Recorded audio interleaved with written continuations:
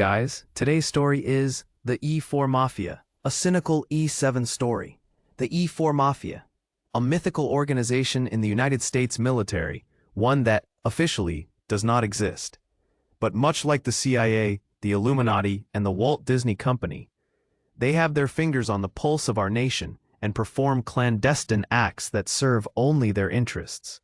To fully understand what the E-4 Mafia is, we need to break it down.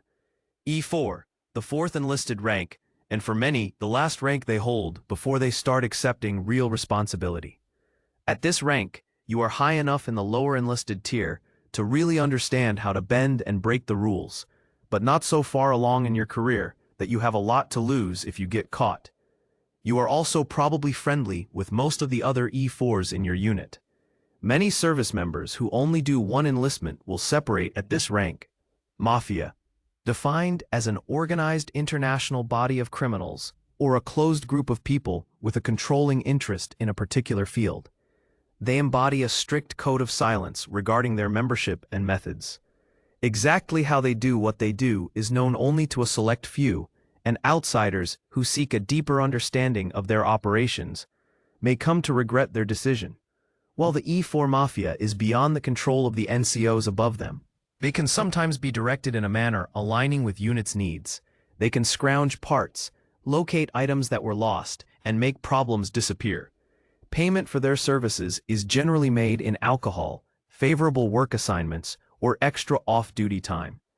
I, as a senior NCO, only engaged the services of the E4 Mafia once. This is that story. My unit had an unusual problem. Somebody kept stealing our welcome mat. You've probably seen them outside an auto shop. A large, industrial-grade welcome mat made of hinged plastic. Ours also included our shop's emblem in the design and had been a part of our building for over 20 years. Nobody even remembered who had gotten it, but it was an integral part of our identity. It also served a safety purpose. The concrete it covered was particularly slick, mostly because nobody had actually set foot on it for 20 years. This was discovered when one of our airmen, unaware of the welcome mat's absence, slipped and busted his ass while carrying a toolbox on his way to our truck. Shenanigans is one thing, but now I had the potential for injuries. Injuries meant paperwork, PowerPoint slides, and documentation of COAs, all of which took up my valuable time. Suspects were quickly identified, phone calls were made, and we had the welcome mat back in our possession fairly quickly. It was stolen again 2 weeks later, by a different unit. We learned that the original culprits had not just stolen our welcome mat, they had stolen several others belonging to different sections, all of them also emblazoned with logos. Those sections, like us, were displeased with this act of aggression and retaliated. In their retaliation, there was collateral damage, where other uninvolved units had their mats stolen, which drew those units into the shenanigans with their own aims of retaliation. In short, our maintenance group was now embroiled in a full-scale prank war. We got our welcome mat back after some negotiating phone calls, where I pointed out again that it being missing was actually a safety issue. I had hoped that was the end of our involvement in a war I had no interest in joining. 3 days. We had the mat in our possession for 3 days, before a guerrilla unit came in the middle of the night to spirit our mat away for the 3rd time. I was pissed, and having trouble finding the culprit, because of course nobody was fessing up to having our welcome mat. I wanted it back, and I wanted it known that we were not to be fucked with. So I went and found the Don of my section's E4 Mafia. He was a young airman of 24, one of our good ones too. He had the respect of his superiors, subordinates, and peers. Very personable, knew our job well, and an all-around good airman. I will call him Garza. As I stood in our doorway, looking at the bare patch of concrete where our welcome mat normally was, I turned back into my building and bellowed Garza's name. It only took a few moments for him to appear. Up. Our fucking welcome mat is gone. Garza. Motherfuckers. OP. No. He began to understand. Garza did a quick look around to make sure that we were alone, then stepped in close to lower his voice. I'm tired of this shit. I'm tired of calling around asking for our fucking welcome mat back, and these assholes giggling and pretending like they have no clue what I'm talking about. I'll take the heat if you are. That was it. He had his purposefully vague orders and needed nothing else. Garza nodded, turned, and left. I went back to my desk to work on all of the better things I had to do that day. A while later, while still doom scrolling on my phone, one of my NCOs stuck his head through the door of my office and told me that I should probably go look at our back parking lot. When I walked out the door, I was pleased to see that our welcome mat was back. Not only that, but one of our civilian workers had gotten his personal tools from his truck and was in the process of taking measurements so that he could bolt our welcome mat into the concrete. It would never be stolen again.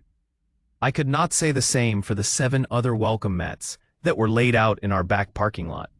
It appeared that my E-4 Mafia had not only located our mat, but had gone down the row of maintenance buildings and stopped at every single one. Even years later, I have no idea how they were able to do it in broad daylight, without getting caught. I would later find out that even the units with security cameras on their doors had been unable to identify the thieves. Luckily, our back parking lot couldn't be seen by the rest of the flight line. We were safe for the time being. But I had taken the leash off my mafia, and now I had to figure out a way to avoid consequences. I was still working it out when our lieutenant decided to swing by unannounced a couple of hours later. I couldn't speak. I got up and walked outside. Sure as shit, hanging off our roof, shining like a beacon of our utter lack of integrity, was the F-16 Phase Doc's welcome mat. I had no idea how it had even gotten there, as we didn't have any ladders and no way to access the roof from our building. Yeah. In the end, our message was received. An email was sent out by the maintenance group's executive officer a few days later, announcing that everyone had until the end of the week to return illicitly obtained welcome mats to their rightful owners without consequences. We took full advantage of this grace period. Garza received a promotion to E5 not long after. The award package I wrote him for outstanding performance in acquisitions management probably helped. The LT has since gone on to do better things. I like to think I helped make him a better officer. He should be putting on captain any day now. Our welcome mat was successfully secured to the concrete with half-inch bolts. The civilian has since retired and taken his tools with him, which means that in the event of a nuclear Armageddon, the welcome mat will probably still be there. I never found out how Garza and his companions stole those welcome mats while dodging security cameras, or got the 8th welcome mat onto our roof. I never want to know. Some mysteries are best left alone. The E-4 Mafia continues to be an integral part of the military's operational capabilities. One of our nation's greatest clandestine forces operating in the shadows, spoken of only in whispers. The many, the silent, and the unprofessional. Thank you for following our story today. If you want to see more, please like and subscribe.